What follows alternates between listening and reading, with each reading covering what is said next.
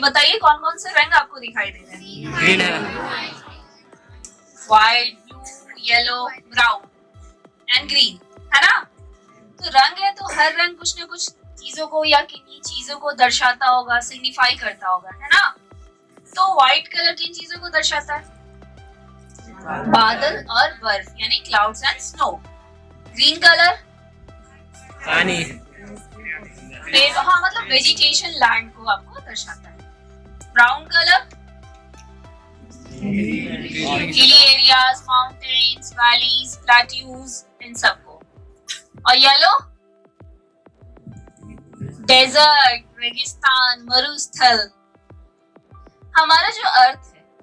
अच्छा blue colour तो हम लोग भूल ही गए क्योंकि ब्लू कलर तो मेन है ना, इसी वजह से हमारा अर्थ जो है ब्लू प्लैनेट यानी नीला ग्रह कहलाता है। वो किन चीजों को दर्शाता है?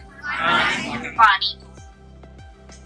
अब बताइए हमारा अर्थ या हम सब कौन से सोलर ये गैलेक्सी में रहते हैं? मिल्की वे गैलेक्सी। तो वो कैसा दिखाई देता है ये? अब गैलेक्सी है तो इसमें स्टार्स होंगे। हम सब जानते हैं हमारा सूर्य यानी सन जो है dwarf planet, sorry dwarf star है। तो ढूंढिए कहाँ है यहाँ पे सन? दिखाई दे रहा किसी को सन? तो ढूंढिए ढूंढिए।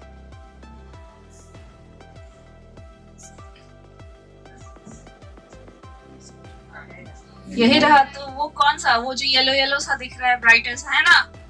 वही होगा ना? नहीं, गलत। आपके सामने देखिए तो एक डॉट है, उसके नीचे एक लाइन टांग के कुछ लिखा हुआ है। Alpha, not century, it's Centauri. Alpha Centauri. ये 3 तारों का समूह है। Alpha Centauri A, alpha Centauri B and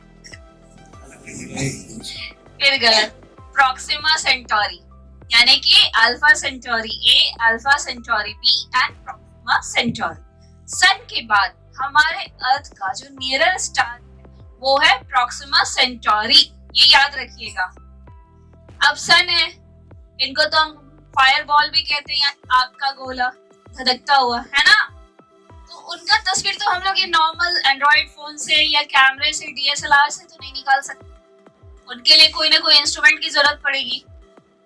वो जो इंस्ट्रूमेंट है उसको हम लोग कहते हैं स्पेक्ट्रोहीलियोग्राफ, जो सन का विभिन्न विभिन्न टेम्परेचर पर विभिन्न विभिन्न पिक्चरें निकालते हैं। तो देखते हैं हमारा सन हमें कैसा दिखाई देता है।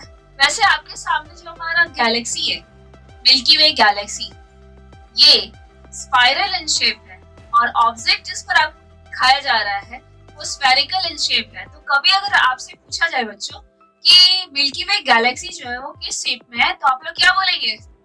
Spiral in shape. चलिए देखते हैं हमारे क्या है। सन, सूर्य, आग का धधकता हुआ गोला या फायरबॉल, है ना? अच्छा हम सब जानते हैं कि उबलना यानी कि बॉइलिंग टेम्परेचर क्या है? बताइए। 100 डिग्री सेल्सियस। जिन्होंने बताया बहुत सही जवाब। तो अगर हम वहां पर पानी उबालते हैं या फिर कुछ उबालते हैं और हम आपको बोलेंगे कि आप अपनी उंगलियां उसमें डुबाइए, डुबाइएगा मेरे लिए? क्यों, क्या होगा? अरे अच्छा लगेगा, बोलिए ना। नहीं, पहुंच जाएंगे लाल पीली पीली बत्ती वाली गाड़ी में, है ना? हाँ सही कहा। तो जब 100 डिग्री सेल्सियस पे हमारा ये हाल हो सकता है तो इनके कोर का टेम्परेचर है 15 मिलियन डिग्री सेल्सियस। अब आप उससे अनुमान लगा ले 15 खरब डिग्री सेल्सियस इनका टेम्परेचर है। और भी कई कुछ और भी लिखा हो सकता है, उससे ज्यादा भी लिखा हो सकता है। ये अप्रोक्सीमेशन में मैं बता रही हूँ क्योंकि हर जगह पे अपना अपना एक डाटा दिया होता है। एक्सरे का नाम सुना है? एक्सरे का नाम सब लोगों ने सुना होगा कहीं ना कहीं, बॉयज तो खास करके सुने होंगे। धूम 2, 1, 3, 4, 5 बनाने के चक्कर में। कोई नहीं, देखते हैं उसमें हमारा सन हमें कैसा दिखाई देता है। अच्छा, ये कुछ देख रहे हैं आपके सामने, कुछ ब्लिंक कर रहा है, मतलब चमक रहा है सूर्य में। ये सूर्य का तूफान है, इसको सोलर स्टॉर्म कहते हैं। ये आपको एक न्यूक्लियर फ्यूजन रिएक्शन होता है, फ्यूजन, जहां पर क्या होता है, दो हाइड्रोजन एटम जो है मिल करके एक हीलियम एटम बनाता है, जिससे बहुत अमाउंट ऑफ एनर्जी, ऊर्जा, लाइट, हीट प्रोड्यूस होता है, जिसकी वजह से ये सोलर स्टॉर्म्स जो है कंटिन्यूअस वहां पर यानी कि लगातार आते रहते हैं सन में। उनका टेम्परेचर भी इसीलिए ऐसा जाता है, बढ़ते रहता है, घटता तो है ही नहीं कभी। आप सबको पता है ना कि सन एक डॉर्फ स्टार है, यानी बौना तारा। बोल भी लीजिए हाँ ना, कुछ इतना शांत होके बैठने की कोई जरूरत नहीं है। चलिए, हमारे सोलर सिस्टम में कितने प्लैनेट्स हैं, कितने ग्रह हैं? 8। तो सन के रिस्पेक्ट में, यानी कि सन और सन के आकार में देखते हैं कि हमारा जो सोलर सिस्टम है वो प्लैनेट्स है वो कितने बड़े हैं। देखिए, आगे की जो 4 ग्रह हैं वो इनर प्लैनेट्स भी कहलाते हैं या छोटे ग्रह भी कहलाते हैं। ये ज्यादातर मिनरल्स और रॉक्स यानी कि चट्टाने और लवण, खनिज, इन सब चीजों से मिलकर बने हुए हैं। और जो आउटर प्लैनेट है यानी बाह्य ग्रह जो है वो गैसों से मिलकर के बना हुआ है। तो नाम बता सकते हैं आप लोग? आगे से 4 और पीछे से 4 जो है, ये सब इतना सन्नाटा लेके बैठे रहोगे। क्लास में भी ऐसे ही बैठते हैं आप लोग? Yes ma'am. ये क्लास नहीं है, ये शो है। यहाँ पर चीजों को जानना है तो पूछना भी है और देखना भी है। तो आपके सामने जो आगे के 4 ग्रह हैं वो है बुध, शुक्र, पृथ्वी, मंगल यानी कि mercury, Venus, earth and Mars. और लास्ट की जो 4 प्लैनेट है वो है जुपिटर, सैटर्न, यूरेनस, नेपच्यून यानी बृहस्पति, शनि, अरुण और वरुण। अब ये सब आप सब बताइए कि ये क्या है? सब लोग कह रहे हैं कि चांद है, या किन्हीं को डाउट है? ये चांद नहीं है, ये बुध है। जी हाँ, ये बुध ग्रह है, मरकरी। अब बुध है तो ये सूर्य के सबसे नजदीक है, तो इनको तो सबसे ज्यादा गर्म होना चाहिए। क्या ये सबसे ज्यादा गर्म है? क्यों? क्योंकि इनके पास एटमॉस्फेयर, जिसको हम लोग वातावरण कहते हैं, इसकी वजह से बारिश, गर्मी, सर्दी जो बोलते हैं वो नहीं है। तो ये सन से लाइट, हीट तो लेते हैं लेकिन अपने पास वो सस्टेन यानी रख नहीं पाते, जिसकी वजह से ये सूर्य के सबसे नजदीक होने के बावजूद भी सबसे ज्यादा गर्म नहीं है। अब ये बताइए ये क्या है? शुक्र। मतलब बुध बोले तो अगला शुक्र ही होगा, है ना? ये है हमारे प्यारे चंदा मामा यानी कि मून। अब मून है, देख लीजिए, क्योंकि पूरा का पूरा मून हमें कभी दिखाई नहीं देता है। उसको देखने के लिए हमें अंतरिक्ष में जाना पड़ेगा। पूर्णिमा को जो हम लोग देखते हैं वो पूरा चांद जो होता है वो चंद्रमा का एक भाग जो हमें पृथ्वी से दिखाई देती है, उस भाग का पूरा हिस्सा दिखता है। यानी अगर आपका पृथ्वी यहाँ पे है और चांद उसके चारों रिवॉल्व कर रहा है, तो जिस समय पृथ्वी के इस हिस्से में उस चंद्रमा का दिखाई देगा, ये भाग हमें दिखाई देता है। पूरा चांद हमें कभी भी दिखता नहीं है। अब चांद है, इनको तो हम लोग प्राकृतिक उपग्रह भी कहते हैं ना, नेचुरल सैटेलाइट। तो इनका कुछ साइंटिफिक नेम होगा। जो काले हिस्से हैं, जो ब्लैकर पार्ट्स है चांद के, उनको साइंटिफिकली कहा गया है मारिया। क्या कहा गया है? एंड जो ब्राइटर पार्ट यानी जो चमकीला भाग है, उनको हम लोग कहते हैं ल्यूनर हाईलाइट। क्या? अब ये बताइए ये क्या है? बोलिए बोलिए, हाँ आप सही बोल रहे हैं, बोलिए। शुक्र, वीनस, अर्थ की जुड़वा बहन, सबसे चमकीला ग्रह, है ना? और मॉर्निंग एंड इवनिंग स्टार भी शायद कहते हैं ना इसको। बहुत सारे नाम है इनके, है ना। तो बात करते हैं, और ये सबसे ज्यादा हॉटेस्ट भी है, यानी सबसे ज्यादा गर्म भी है। तो शुरुआत करते हैं हॉटेस्ट से कि क्यों इनको हॉटेस्ट प्लैनेट कहा जाता है।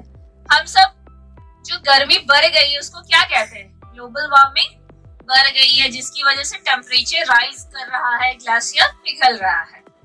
तो ऐसा कौन सा गैस है जिसकी मात्रा बढ़ने से हमें ग्लोबल वार्मिंग यानी कि ग्लोबल टेम्परेचर का ये हो रहा है, फीलिंग हो रहा है, बताइए आप लोग। CO2 हमारे पास कितना है, 0.03, जिसमें थोड़ा सा बढ़ा है। तो वो आपको लग रहा है कि इतनी ज्यादा गर्मी हमें महसूस हो रही है, ठंड में भी गर्मी का एहसास हो रहा है, लेकिन इनके पास 91% है अप्रोक्सीमेटली। तो आप सोच सकते हैं कि कितना ज्यादा गर्म होगा। बात करते हैं इसके चमकीले होने की। तो इनके पास एक अम्ल पाया जाता है जिसको हम लोग कहते हैं सल्फ्यूरिक अम्ल या सल्फ्यूरिक एसिड, H2SO4, जिसके कारण यहाँ पर रिफ्लेक्शन, रिफ्रैक्शन और स्कैटरिंग, ये तीनों प्रक्रिया होते रहती है।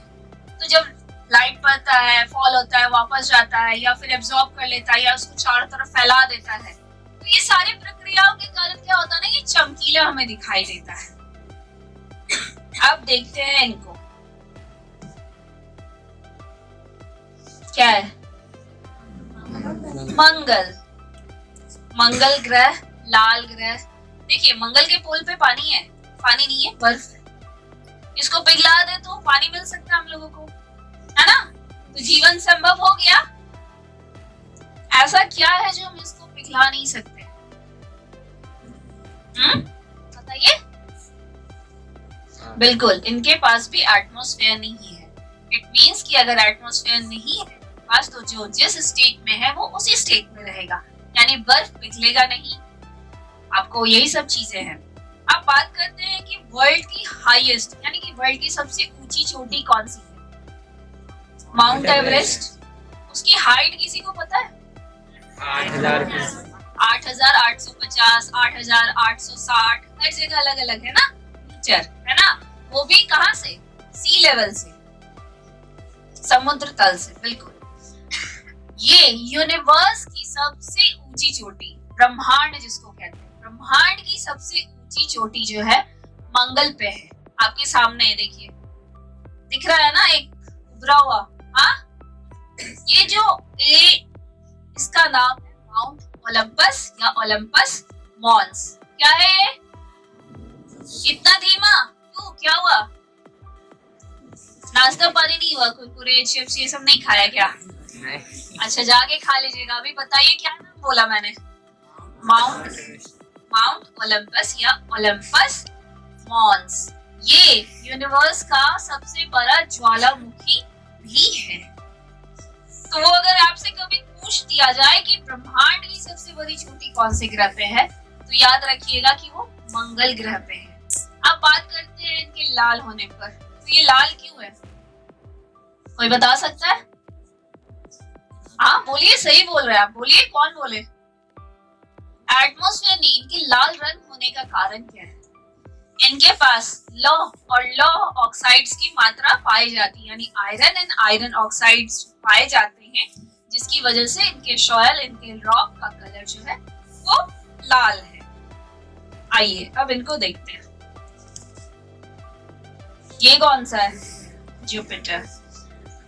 इनको एक और नाम से जाना जाता है, इसे हम कहते हैं गैस जाइंट, यानी गैस का दानव। दो ग्रह हैं, यानी कि जुपिटर और सैटर्न, बृहस्पति और शनि जो है वो गैस जाइंट के नाम से जाना जाता है। अब गैस जाइंट है तो वाजिब सी बात है इनके पास गैस की मात्रा सबसे ज्यादा होगी, और जुपिटर के पास हाइड्रोजन एंड हीलियम सबसे ज्यादा पाया जाता है। अच्छा, आपके सामने देखिए तो एक आईबॉल जैसा स्ट्रक्चर कहीं दिख रहा है, मतलब आंख के जो कुत्ती जैसा स्ट्रक्चर होता है, कहीं दिख रहा है? वो कई करोड़ों या अरबों वर्षों से चला हुआ उल्टी दिशा में, यानी कि एंटी क्लॉकवाइज साइक्लोन है, और ये अभी तक रुका नहीं है, ये चलता आ रहा है और चल रहा है। अब बात करें इसके आकार की, तो अगर पूरा का पूरा पृथ्वी उठा लेना और इस एक स्पॉट में डाल दें तो भी ये बढ़ेगा नहीं। इसको भरने के लिए 2 से 2.5 पृथ्वियां लग जाएंगी। तो एक छोटा सा आई स्पॉट जैसा स्ट्रक्चर बृहस्पति का अगर इतना बड़ा है तो पूरा का पूरा बृहस्पति इतना बड़ा होगा। हमारे किताबों में 2-3 आंकड़े दिए हुए हैं जिसमें है कि लगभग 1200 पृथ्वियां या 600 पृथ्वियां या 1000 पृथ्वियां के बराबर एक हमारा बृहस्पति ग्रह है। तो इसके आकार का अनुमान लगा सकते हैं। चलिए, ये है हमारा शनि। शनि को देखते ही सबको वो रिंग का याद आ जा रहा होगा, इनका रिंग का है ना। आपके सामने जो ये ऑब्जेक्ट है, स्फेरिकल ऑब्जेक्ट, ये द्विआयामी है, यानी कि 2 डायमेंशनल है। अगर ये 3 डायमेंशनल होता तो आपको इसमें रिंग भी दिखाई देती। अच्छा, ये 2D और 3D तो हम लोग बोलते हैं, क्या इसके बीच का कोई बेसिक डिफरेंस होगा? क्या ऐसा है कि 2D तो 3D में जाने के बाद सारी चीजें दिखाई देती है? सपोज कीजिए कि हमारी एक आंख खराब हो जाए तो वो किन चीजों का हम अनुभूति नहीं कर पाएंगे? गहराई, विड्थ का अनुभूति हमें नहीं होगा। यानी कि जब हमारी एक आंख नहीं रहेगी और हम सीढ़ी चढ़ेंगे तो हम सीढ़ी लड़खड़ा जाएंगे, गिर जाएंगे, सही से चढ़ नहीं पाएंगे। तो ये सबसे बेसिक डिफरेंस है 2D टू 3D में। सैटर्न यानी कि शनि, शनि का कलर देखिए तो लग रहा है ना नींबू जो हम लोग खरीदते हैं, इसमें थोड़ा अच्छा वाला नींबू सा लग रहा है। इनके पास लेमनिश येलो कलर है। लेमन का नाम सुनते ही स्माइल आ गया सबके चेहरे पे, पहले ही हम बोल देते। तो ये जो कलर है, इनको मतलब second most abundant global warming gas जिसको मीथेन कहते हैं, वो यहाँ बहुत ज्यादा पाया जाता है हाइड्रोजन और हीलियम के अलावा, इसीलिए इनका कलर जो है ऐसा लेमनिश येलो है। अब देख लेते हैं हमारे अरुण और वरुण यानी यूरेनस और नेपच्यून को। अब ये बताइए कि यूरेनस और नेपच्यून के अलावा भी अरुण वरुण के अलावा भी इनका कोई नाम होगा? तो इनको कहा जाता है आइस जाइंट यानी बर्फ का दानव। इनके पास बर्फ का झरना होता है। जैसे हम लोग के पास पानियों का झरना है ना, वैसे इनके पास आइस गीजर्स पाए जाते हैं। मतलब लगातार आपको बर्फ के झरने होते रहते हैं। एक नौवां प्लैनेट हुआ करता था ना, प्लूटो, उसको भी देख लीजिए। लग रहा है ना चॉकलेट वेनिला आइसक्रीम जैसा। सबको खाने का मन कर गया होगा, भूख तो लगी है भाई, है ना।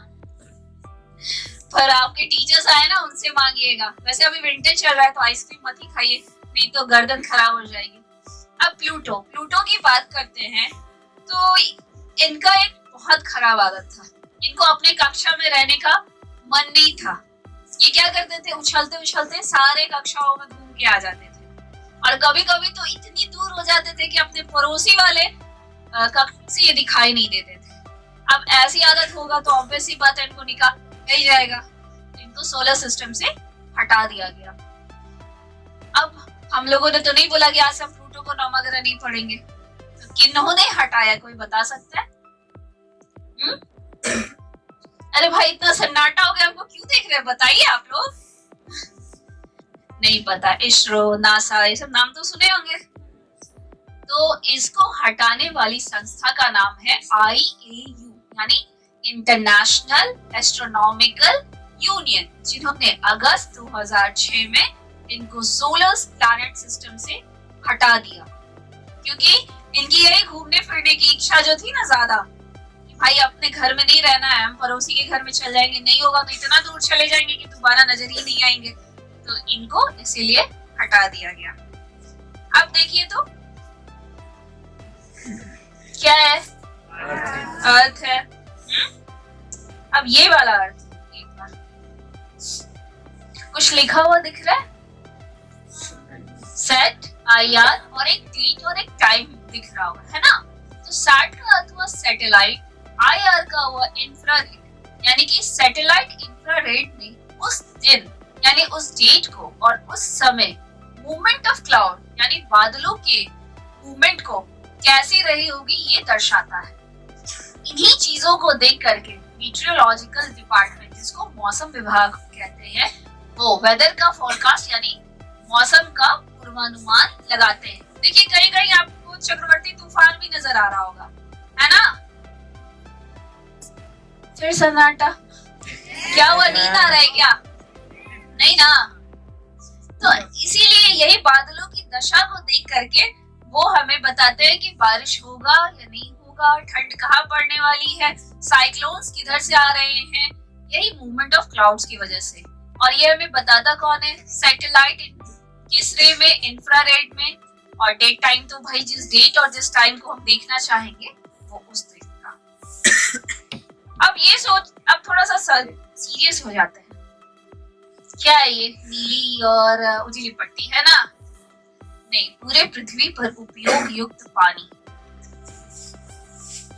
और हम लोग पानी को बेइंतहा बर्बाद कर रहे हैं। और ये पीने वाला पानी,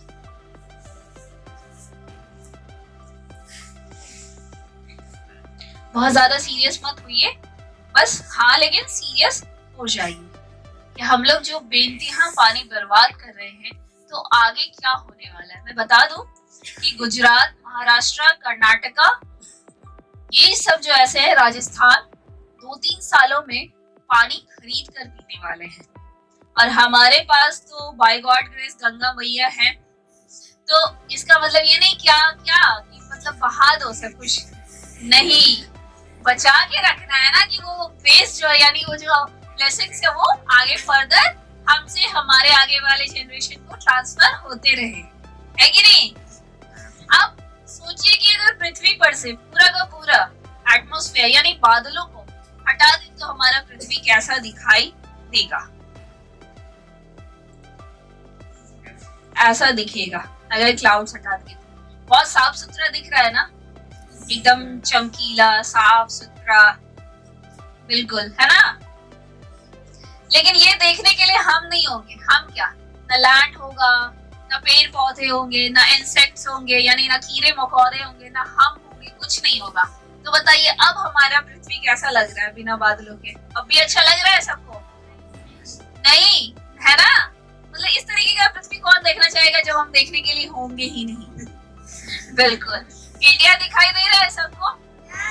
इंडिया के बगल में देखिए तो एक एल जैसा स्ट्रक्चर दिख रहा है, एल जैसा, वो है अरेबियन गल्फ यानी ओमान, मस्कत, सऊदीज, यमन, ये सब एरियाज जो है वहीं पाए जाते हैं। और उसके बगल में देखिए बहुत बड़ा पीला भाग दिखाई दे रहा है, वो पूरी दुनिया का सबसे बड़ा रेगिस्तान है, सहारा। और हमारा इंडिया का थार। Very good. अब जरा ये भी देख लेते हैं कि हमारी जो आदतें हैं घूमने घामने की, उनका नेटवर्क कैसा है। ये ह्यूमन ट्रांसपोर्टेशन है, यानी कि बाय शिप, यानी कि हम लोग जो जहाज, हवाई जहाज, रोड, ट्रक, ट्रेलर, साइकिल, जहां से भी जैसे भी जाते हैं तो वो कितना घूमते हैं हम लोग, देख लीजिए। हमारा इंडिया भी कम नहीं है। दिख रहा है सबको जाल?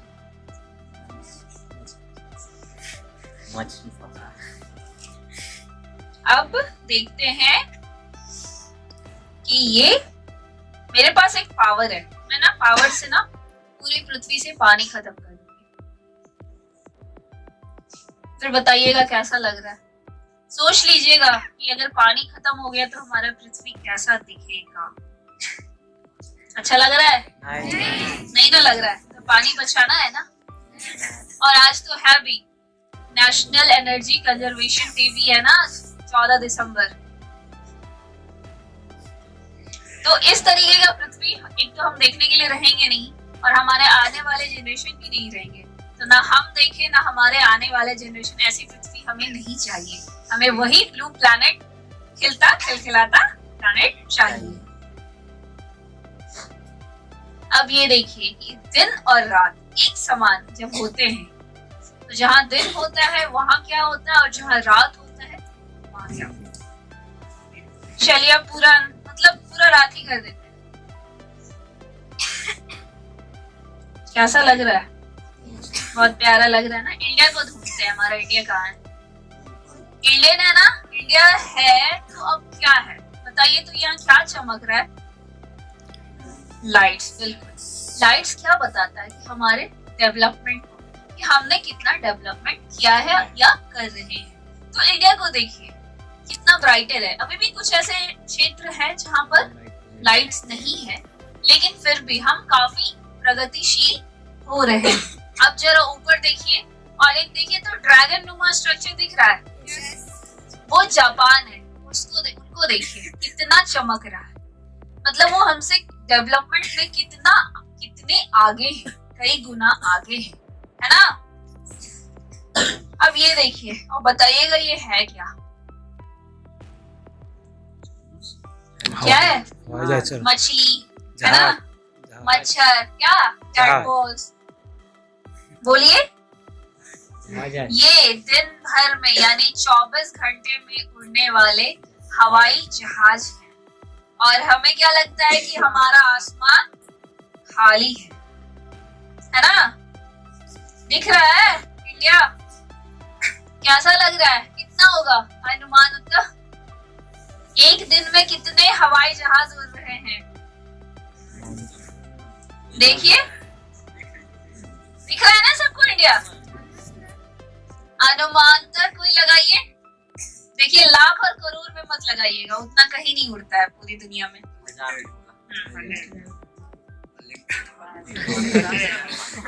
लगभग 2400 यानी 2400 फ्लाइट जो है इंडिया में उड़ते हैं, जिसमें डोमेस्टिक और इंटरनेशनल दोनों ही है, यानी राष्ट्रीय और अंतर्राष्ट्रीय दोनों है। अब जरा ऊपर आइए, छिपकली जैसा स्ट्रक्चर दिख रहा है, ये यूरोप है। कैसा लग रहा है? क्या लगता है कितना होगा? ये लगभग 44,000 है। अब जरा ऊपर पहुंचते हैं अमेरिका की तरफ। अब यहाँ देखिए जी का जंजाल बन गया है ना, एरोप्लेन और टकरा नहीं रहा है ना। यहाँ लगभग 88,000 फ्लाइट्स पूरे 24 घंटे में, यानी कि राष्ट्रीय और अंतरराष्ट्रीय फ्लाइट जो है पूरे 88,000 उड़ते हैं। ये वर्ल्ड का सबसे ज्यादा फ्लाइट्स उड़ने वाले संख्या में से है। अब आप लोगों के मन में ये नहीं आया कि आखिर इतने फ्लाइट्स उड़ते हैं तो ये आपस में टकराते क्यों नहीं? अब आसमान में तो एक ही है सबके लिए, है ना, रूट भी एक ही होगा। इनके लिए तो है नहीं कि दाएं वाले गली में नहीं जा सकते तो कोई नहीं, बाएं वाला गली थोड़ा पतले घुस जाते हैं, वो तो है नहीं। तो बताइए ऐसा क्या है? नीचे एक ATS है, यानी एयर ट्रैफिक सिस्टम, जो नेविगेट करता है, यानी कि दिशा दिखाता है इनको। तो उसमें ATC होते हैं, एयर ट्रैफिक कंट्रोलर। उनको पढ़ाया जाता है अक्षांश दिशांतर के बारे में। तो हम लोग जो पढ़ते हैं ना कि इतना डिग्री अक्षांश या इतना डिग्री दिशांतर, उस पर उनको, यानी कि जो फ्लाइट में पायलट बैठे होते हैं उनको बस सामने सिर्फ और सिर्फ बादल नजर, बादलों में उनको बस नीचे से जो ATC होते हैं वो यहाँ से उनको नेविगेट करते हैं कि आपको इतना डिग्री लॉन्गिट्यूड, इतना डिग्री लैटिट्यूड, नॉर्थ साउथ आपको फ्लाई करते रहना है। बाकी जो है उनको सिर्फ और सिर्फ बादल नजर आते हैं, फिर भी वो नहीं टकराते। यानी क्या, नीचे जो ATC बैठा हुआ है, ऊपर वाले उड़ने वालों की जान जो है ATC के हाथ में है, इसीलिए वो आपस में टकराते नहीं है। और हम सबको फिर भी क्या लगता है, आसमान खाली है। अच्छी बातें तो हो गई, थोड़ा सा एक और अच्छी बातें कर लेते हैं, देख लेते हैं। ये क्या है? Blue wave, Spiderman in blue wave series है ना? नहीं, ये फेसबुक का नेटवर्क है। ओवर 12 मिलियन पीपल जो है फेसबुक यूजर्स हैं। तो सोच लीजिए कि हमारे पास कितना बड़ा नेटवर्क है हमारी बातों को पहुंचाने का। बट हम क्या करेंगे, धूम 2 या सेल्फी ले करके, 3 करके, धूम 4 करके, बस फोटो खिंचा के लाइक्स और कमेंट्स एंड शेयर करते रहते हैं। तो हमारे पास कितना बड़ा एक फील्ड है कि जिससे हम 12 मिलियन पीपल पर अपनी बातें पहुंचा सकते हैं। तो अगर ये नेटवर्क इतना अच्छा है तो हम इसका इस्तेमाल भी तो अच्छे से करें। मैं ये नहीं कहती कि भाई फोटो नहीं डालो, लाइक्स नहीं लो, कमेंट्स नहीं लो, सब कुछ करो, लेकिन साथ में अवेयरनेस भी आप चाहो तो इससे फैला सकते हैं। अच्छा ये बताइए दुनिया का सबसे बड़ा जंगल कौन सा है? अमेज़न का जंगल। उसको लंग्स ऑफ अर्थ भी कहा गया है, यानी पृथ्वी का फेफड़ा। और फेफड़े ने हमें लगभग 21% ऑक्सीजन, पूरे पृथ्वी को 21% ऑक्सीजन सिर्फ अमेज़न जंगल से प्राप्त होता है। इसलिए अगर हमारे बड़े या हमारे छोटे भी या कोई भी हमसे कहे कि पेड़ लगाइए, तो वो बातों को सीरियसली लीजिए, क्योंकि हमारे वातावरण में जो कार्बन का स्तर है, देखिए जरा इनको, ये देख रहे हैं ना, अब ये लाल होंगे,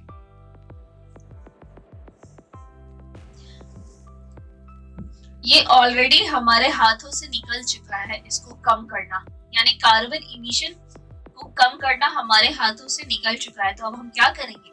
खुद को बचाएंगे, अपने फेफड़े को बचाएंगे। तो किस तरीके से? पेड़ पौधे लगाएंगे, तो ऑब्वियस है कि स्वच्छ हवा हमें मिलेगी। अब ये इस शो का लास्ट स्लाइड है। हमने तो हर चीज देखा है, कभी आपने ये देखा है फायरवर्क्स को करीब से?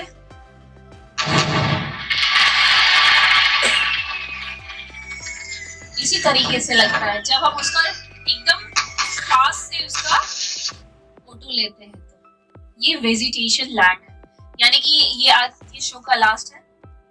इसमें आपको ये बताता है कि क्लोरोफिल कंसंट्रेशन जो है वो कितना है, यानी कि हरियाली कितनी है। तो देखिए हमारे इंडिया को, स्लाइड्स पार्ट देती हूँ,